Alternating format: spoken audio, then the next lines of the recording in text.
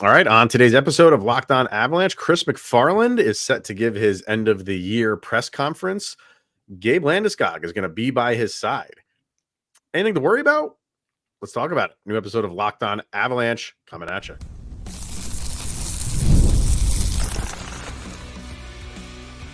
You're Locked On Avalanche, your daily podcast on the Colorado Avalanche.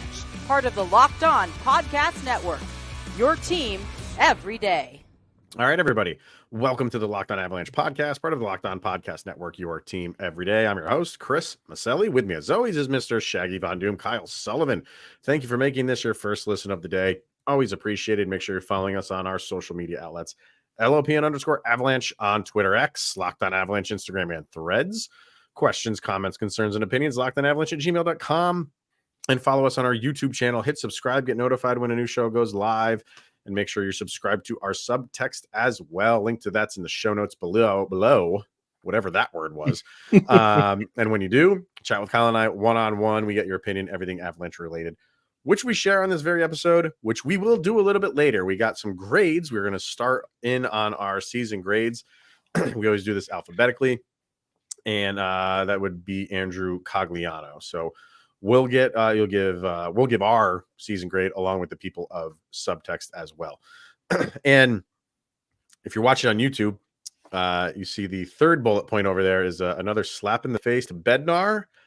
We will explain that as well. We'll explain that a little bit later. But where we're going to start today is it broke. The first one that I saw posted up was Arif Dean, who said Chris MacFarland is going to give his end of the year press conference and that Gabe Landeskog would be there as well.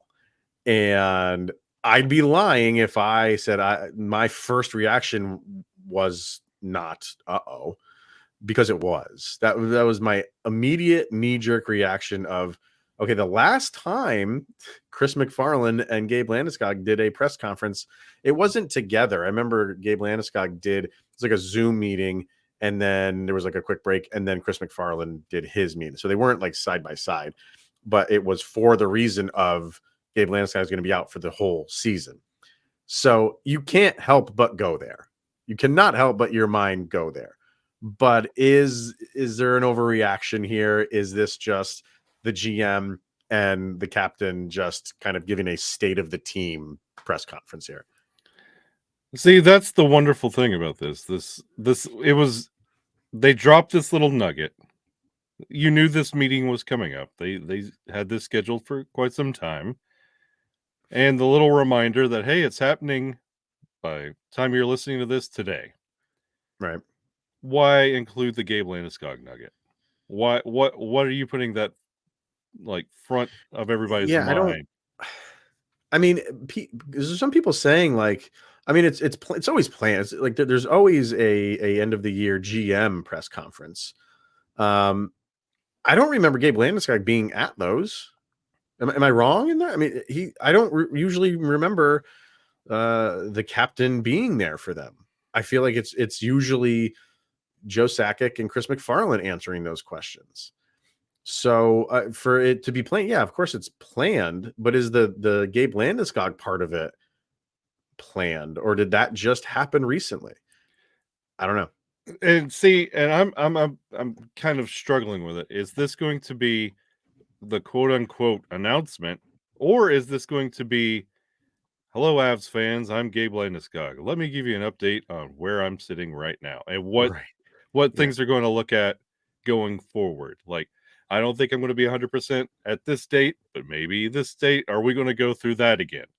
Right. That I wonder if that's where this is going, but I would not be shocked either if this is, I tried my best.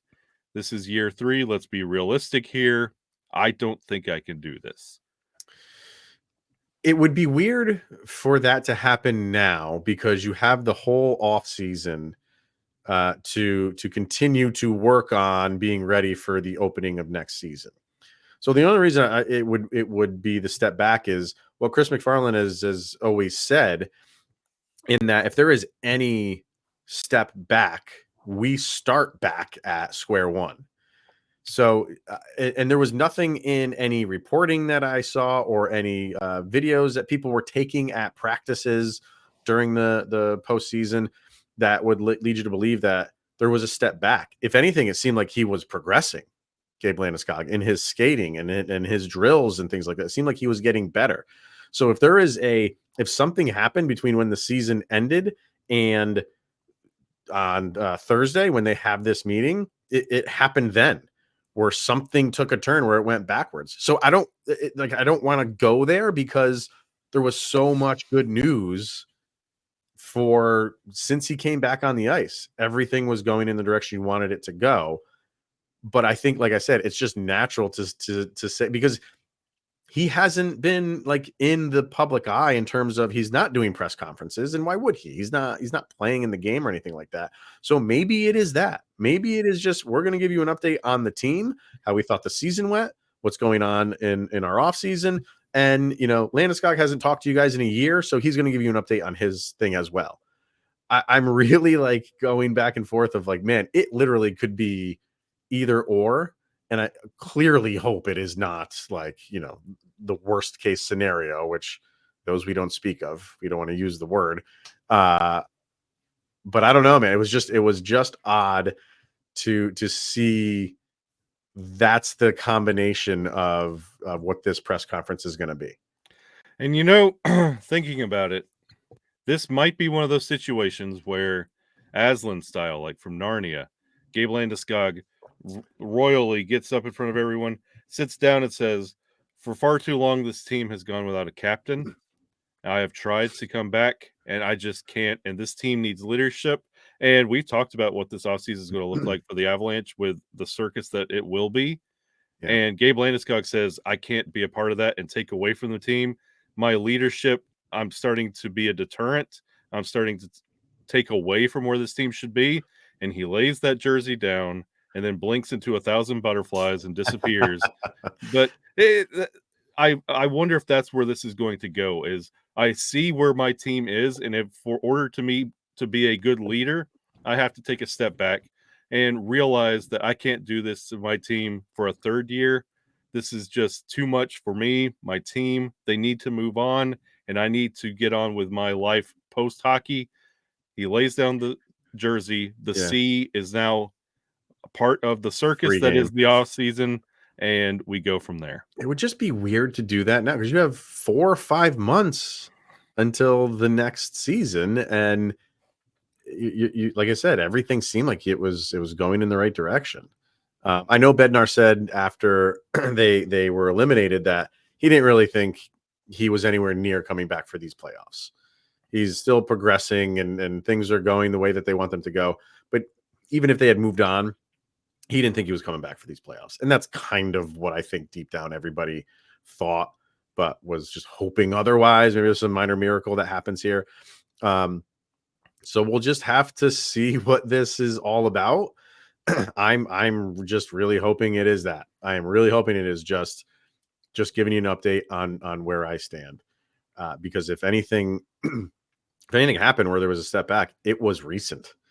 So we'll see. But what do you think from the Chris MacFarland angle? What do you think his words are going to be? He's going to be asked about Valnichuskin. Like that is going to be question number 1, 2, 3, 4, 5, probably. But other than that, outside of that, like how do you feel like his response is going to be to how they played this season, where they're going in the off season, all that GM stuff that you hear, the GM talk that you hear?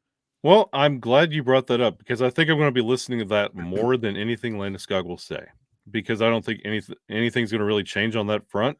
I think MacFarland's words are going to be crucial and something that I'm going to chew on for days, because honestly, the MacFarland experience has not been that beneficial. He's made moves like we talked about what this offseason was with the moves coming in and having to course correct. We're going to have to hear from MacFarland on what are the plans going into this season. What are you going to do about Nuke? What about this guy that's about to talk? What are we going to do here? What are we going to do about this money? What are we going to do about the depth? And hey, that Mikko contract's coming up. So I would like to hear a little bit more of a commitment to an identity instead of Avalanche this, Avalanche that. Like, yes, it got you the cup in 2022, but what are we going to do in 24-25? Yeah, I'm with you on that. I'm kind of really curious to see how he responds to the Chuskin stuff and what the plan is for the offseason. And I don't really feel like there is going to be a ton that the Avalanche can do. I mean, all of their unrestricted free agents are depth guys, so that's what they're going to go after. It's going to be a very like unsexy offseason for the Avs in terms of free agency.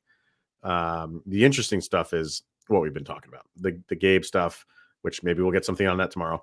The Nichushkin stuff and the draft is always interesting, but yeah, that's kind of where we stand with the Avs. Just going to be a ho hum offseason, I feel. And I would like to hear what MacFarland thinks about the season that just wrapped up. I don't want to hear, well, I believed in our team and I love what we put together and I hate that a couple bounces didn't go our way. No, there's some players, and instances that need to be held accountable. And do they hold it accountable, or do they consider this season a success because it's one round over Seattle? Is this progression in the right way, or can you look at this team and say, something's amiss here and we have to course correct? We will see. So we will definitely talk about that on tomorrow's episode, and anything that comes out of it, we'll definitely kind of break that down. So we'll wait for that. And that'll be tomorrow's episode, definitely. But we're going to take our first break for today and get into our first season grade. And that is Andrew Cogliano. So we'll do that right after this. Let's hear from Game Time. It's an authorized ticket marketplace of the NBA, which makes getting playoff tickets even faster and easier. Prices on Game Time actually go down the closer it gets to tip-off with killer last-minute deals, all-in pricing, views from your seat, and their lowest price guarantee. Game Time takes the guesswork out of buying NBA tickets.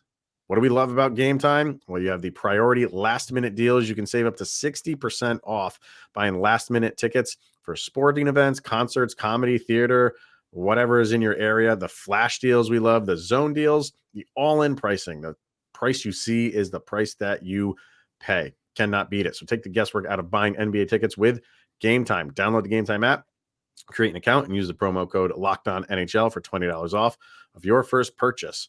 Terms do apply. So again, create the account and redeem the code LOCKEDONNHL, LOCKEDON NHL for $20 off. Download Game Time today. Last minute tickets, lowest prices guaranteed. All right, grade time.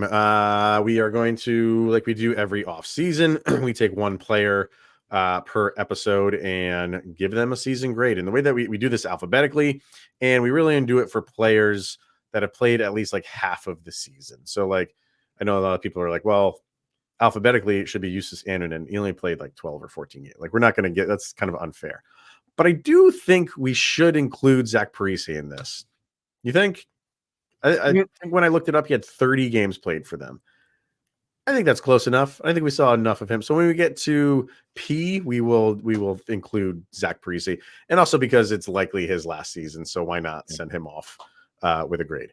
But we're going to start with Andrew Cogliano here, and let's move some stuff around here on the YouTube and get a nice graphic there. So that's where we stand. If you're watching on YouTube, you see what we gave it, and then social media. So I went with a C+.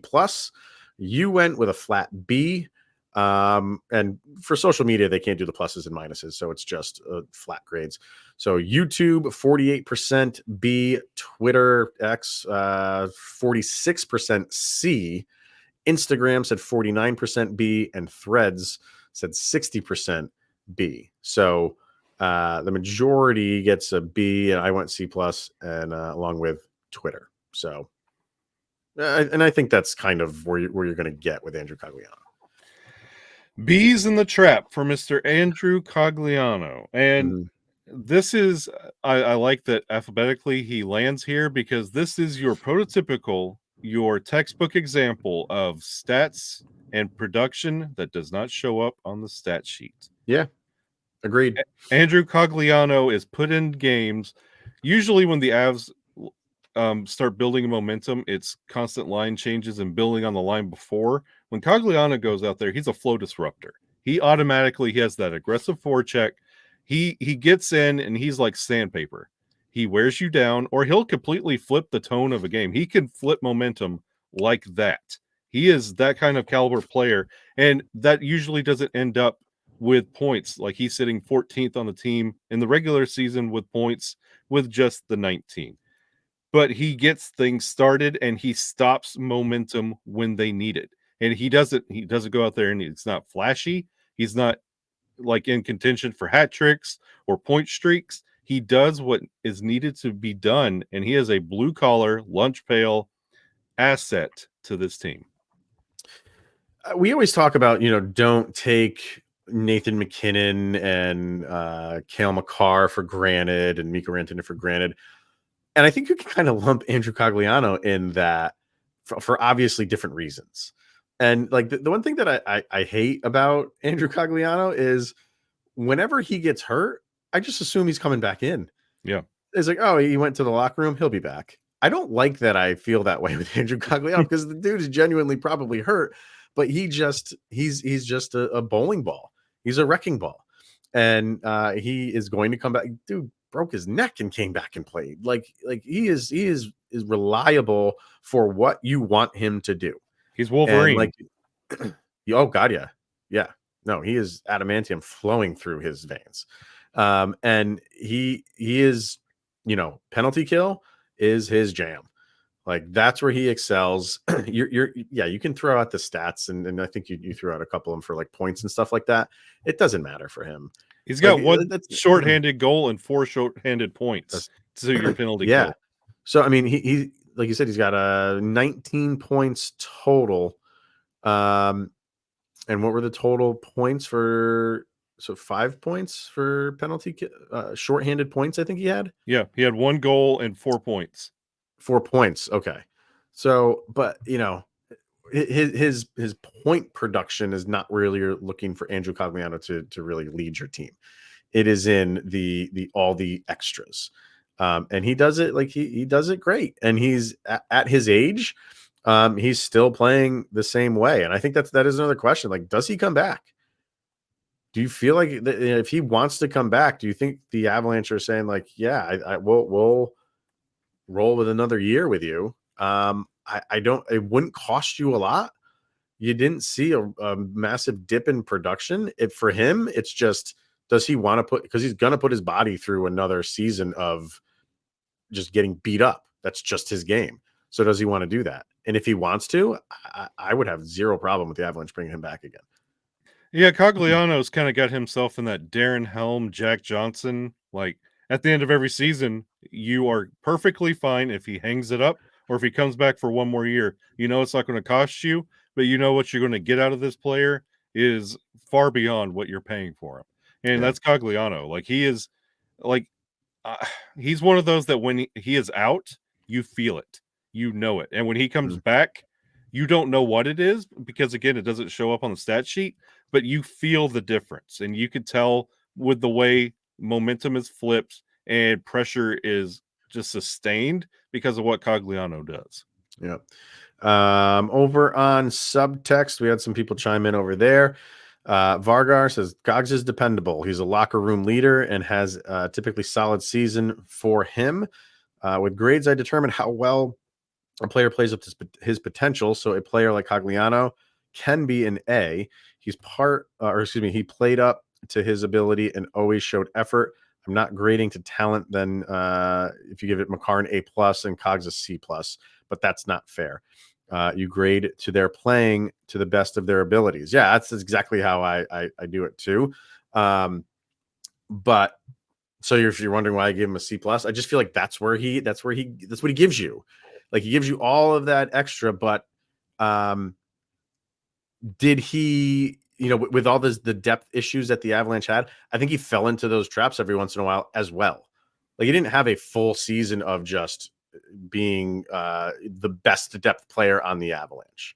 And he goes through funks every once in a while of just being a little bit invisible, but he's always shows up on the penalty kill. That's where his bread and butter is. But unfortunately, or fortunately, I should say, the Avs don't play 60 minutes on a penalty kill.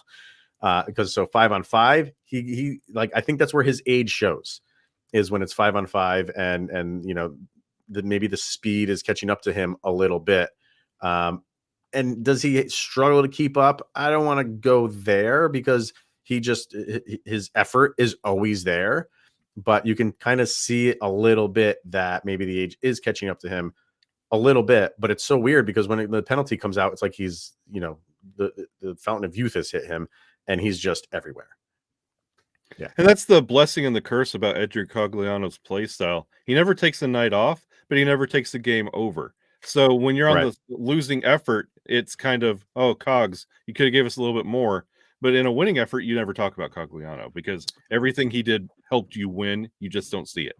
So and on those nights where the depth isn't there, Cogliano is just lumped in by association. But he's never one of those that takes the night completely off. He's churning and he's trying. Oh, he's definitely trying.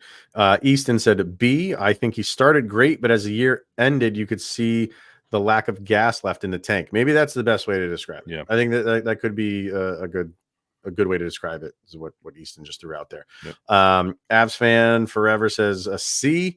Maybe I'm off, but I just don't remember his name coming up a lot in games. And I watched and even in episodes of this show, besides wanting to see more out of him. But that's kind of what we're saying here. Like, he is just that guy that kind of flies under the radar. He'll just be right place, right time.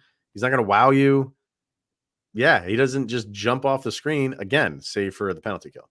Yeah, with the microscope that was on Bowen Byram, Sam Girard, and Josh Manson this season, no news is good news when it comes to Cogliano. Yep. A couple more. Zach says B+. He does exactly what is asked of him. Pretty cut and dry there. And then Madam Battleaxe, she gives him a B+. I love Cogliano. I really think he brought so much experience and knowledge to the younger players, but he could have given a bit more on his line. He gave a solid performance, just not superior. That's kind of where I'm at with him. Yeah. So yeah, he averages 10 minutes a night. He knows what he's got and what he can give, and he budgets his energy that way. Exactly. So, so that's Andrew Cogliano. For the next one that we do, it'll be Ross Colton.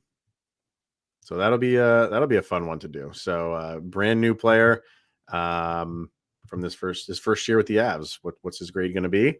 That will be the next one that we do. All right, let's get one more break in, and then Jared Bednar just continues to get no love, and this time you could literally say zero love. What do we mean by that? We'll talk about that coming up next.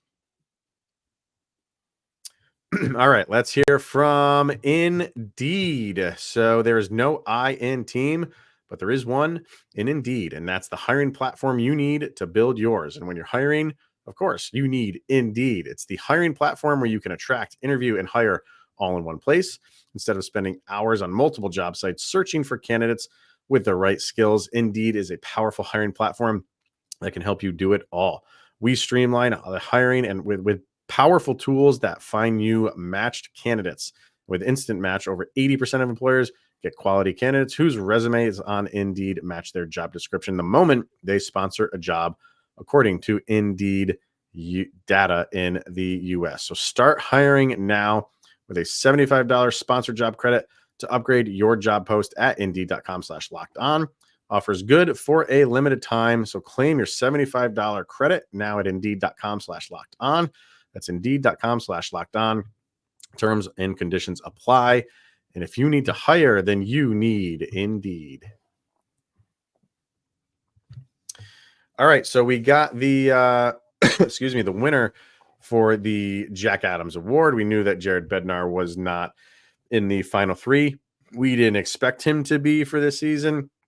We're not going there because we it was just a good season for the Avalanche. Was it Jack Adams worthy? No, but the thing that is very interesting to me here, as I bring it up. All right. So your winner was Rick Tocchet, really running away. This thing was not even close. As far as the points go, he had 483 points. In second place was Andrew Brunette with 145. So this was Rick Tocchet's to lose, and he did not do that. But I'm going to list all of the coaches that got a point in this voting. And for the points, you can, you vote for first, second, or third, right? So here they are: Rick Tocchet, Andrew Burnett, Rick Bowness, Peter Laviolette, Chris Knobloch, Paul Maurice, Spencer Carberry, Rod Brindamore, Jim Montgomery, Peter DeBoer, John Cooper, John Tortorella, and Mike Sullivan. That is it. That is 13 coaches that got a point. You did not hear Jared Bednar's name in there. Are you telling me that Jared Bednar is not, even with the season that they had, where they finished third in the division, still made the playoffs, an okay season for Avalanche standards, he could not even get a third place vote? He's the 14th, we're guessing the 14th best coach for this past season. Is that what you're telling me? I think Jared Bednar is now becoming a product of the chicken and the egg conversation when it comes to the trajectory of this Colorado Avalanche squad and his current, yes, he's getting all these coaching records for the Avalanche, because guess what? Avalanche coaches don't stick around for as long as Jared Bednar has. And honestly, this year, has he done, last year would have been a really good year for him to win the award with all the injuries. Yeah, it would have been one of his better campaigns for that, on top of the cup year. This year, you had a good team twice. Honestly, the team could have performed a little bit better. And in those instances that we talked about, you could have easily put a couple games together and got the Central. You had the West a couple times and you just let it go. You had those blowout games against Winnipeg. It wasn't the best season. And honestly, with the same with the Vezina voting, there are so many other good stories and jobs when it comes to coaching resumes this year that Bednar is just, we'll look at him next year. We'll see what he puts together. Not going to matter. We're in a situation where it's I can't envision anything that will get him over the hump to win this thing at this point. And I said it before. I put up a post on Twitter when they announced the final three for this year. It's we have gotten to a point with Jared Bednar where you can say, well, the reason why I'm voting for this guy this year, for Rick Tocchet, is because what? Maybe they exceeded expectations. Nobody really expected them to be as good as they were. That, top in the league for the majority of the season. You can go back and say, well, Jared Bednar did that in 2021, or you can always say Bednar did that in this year and wasn't even nominated. I think at this point he's got one nomination, if I'm not mistaken, and that was the year that they turned it around, went from horrible to playoff spot, and the only reason he lost it that year is because Vegas was an expansion team that made the playoffs. And they really weren't an expansion team. Let's get real here. That was an all-star. No, I shouldn't say all-star team. That was with an asterisk, an expansion team with an asterisk, right? But hey, I mean, they still performed well. I get it. But here, I mean, so with Peter DeBoer, he's 10th. And, I think with everybody feeling at the beginning of the season, it was going to be Avs and Dallas back and forth. Who's going to win it, or, who's going to win the division? Well, Dallas was one of the teams that was expected to win it. They did. He finished 10th. And I think for the Avalanche finishing third, look who finished second. Winnipeg. And Rick Bowness is third here. So I think because that's where we're at with Jared Bednar, is just the expectation is that they're supposed to do well. And because of that, he's going to get, kind of pushed down in the voting for Jack Adams. And so even when, they're expected to win a division and they do, he's not going to finish better than 10th, according to stuff like this. I mean, I know there's other factors at play here, but I'm just a little bit just miffed at you can't even, Bednar can't even get a vote. And you have two guys on here out of the 13 coaches here, two of them, the last two, and John Tortorella and Mike Sullivan, did not make the playoffs. And I'm not saying the playoffs is the end all be all, but because I think Tortorella did a good job this year. I come down on him a lot. I don't like the way that he handles things. But I think he got a lot out of that team. Is he deserving? Sure. The Mike Sullivan, yeah, they turned it around too, but it just rubs me the wrong way that people think that Jared Bednar is not at least in the top 13 of coaches for this year. That's a little bit laughable to me. Well, you mentioned another name on that list that I think Bednar is going to be permanently in that same caliber, and that's John Cooper. Year in, year out, you look at John Cooper, he's never in the Jack Adams running, but he always puts together, he knows how to make that Lightning team work. Even we had the crossover with Adam, and he talked about the injuries to Vasilevsky and how they overcame that. You don't hear any fanfare for John Cooper. That's just what you're supposed to do. That's how he gets that team to work. That's how Bednar is. He is the John Cooper of the West. No matter what this team does, that's what Bednar's supposed to do with that team. He knows how to make it work. So I feel like that's where it's going to be. And Bednar's legacy is going to be when he's finally all said and done. When they put his name in the rafters, it's going to be all of these accolades and these coaching awards and records without the Jack Adams, but it's going to be everything else in franchise history. Yeah, man, I agree. Like, I honestly was not even expecting to talk about the Jack Adams because I like we said, we didn't feel like he should have been in the top 3 this year. No. But to not see his name at all, to get any points at all, it kind of surprised me. I was expecting him to be low on the list, maybe like single digits. The Tortorella got 7 points. I was honestly expecting to be somewhere in there, but to get a goose egg was a little bit shocking to me. So I guess it's a new low for how they look at Jared Bednar and where he sits among coaching for the league for this year. I don't know. Doesn't make any sense to me. So. I think the league's comfortable with him, and I think it's a blessing and a curse to be in that position. You did a good job that everybody's comfortable, and everybody else is coaching for their life and getting that Jack Adams nod. Yeah. So, all right, that is going to wrap it up for today. So definitely tune in tomorrow. We're going to see what goes on at this press conference for the Avs and Chris MacFarland and Gabe Landeskog, and we will talk about that tomorrow. For this one, thank you for tuning in and making it your first listen of the day. Always appreciated. So he is Mr. Shaggy Von Doom, Kyle Sullivan. I am Chris Maselli, and this is the Locked On Avalanche podcast. We'll see you guys tomorrow.